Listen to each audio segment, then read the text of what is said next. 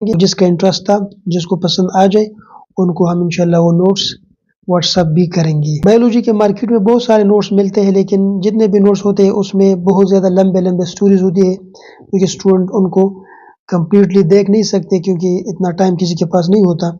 हमने जो नोट्स बनाए थे वो एक टू द पॉइंट है, और दूसरा हर एमसीक्यू के साथ जो भी एमसीक्यू हमने उसमें दिया है उस एमसीक्यू की एक्सप्लेनेशन हमने वहाँ पे डाला है। हमने टॉपिक वाइज नोट्स नहीं की है, क्योंकि टॉपिक वाइज अगर आप करते हैं तो फिर ये बहुत ज़्यादा लंबी हो जाती है। हमने एमसीक्यू वाइज एक नए मेथड के साथ जो मार्केट में बिल्कुल अवेलेबल नहीं होंगे, बिल्कुल यूनिक नोट्स ये आपको मिलेंगे इंशाल्लाह। जल्द ही मैं इंशाल्लाह आपको अपने चैनल पे इसका बताऊंगा। बायोलॉजी पोर्शन में फर्स्ट एमसीक्यू देखिए, फादर ऑफ जेनेटिक्स कौन है? फादर ऑफ जेनेटिक्स मेंडल को कहा जाता है, जिन्होंने जेनेटिक्स पे बहुत ज़्यादा काम किया था, और जेनेटिक्स के रिलेटेड 3 लॉज भी इसके मौजूद है। नंबर सेकंड देखिए, एब्रीवेशन ऑफ डीएनए का पूछा था कि डीएनए का क्या एब्रीवेशन है? डीऑक्सी राइबो न्यूक्लिक एसिड, ये एब्रीवेशन है। नंबर थर्ड देखिए, कोडान। कोडान में क्या होता है? कोडान में 3 बेसिस या ट्रिपलेट ऑफ नाइट्रोजीनियस बेसिस इसमें मौजूद होती है।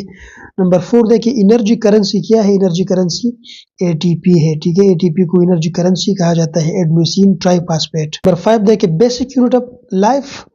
अगर ये इस तरह एमसीक्यू था तो फिर सेल बनता है, और अगर एमसीक्यू इस तरह था, स्ट्रक्चरल यूनिट ऑफ सेल। इसमें मुझे 2-3 एमसीक्यू भेजे गए हैं।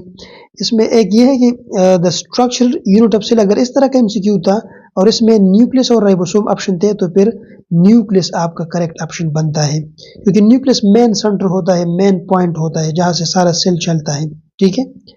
एमसीक्यू नंबर 6 देखिए, फंक्शन ऑफ लाइसोसोम का क्या फंक्शन होता है? लाइसोसोम का फंक्शन डाइजेशन ऑफ वेस्ट, ये लाइसोसोम का फंक्शन होता है।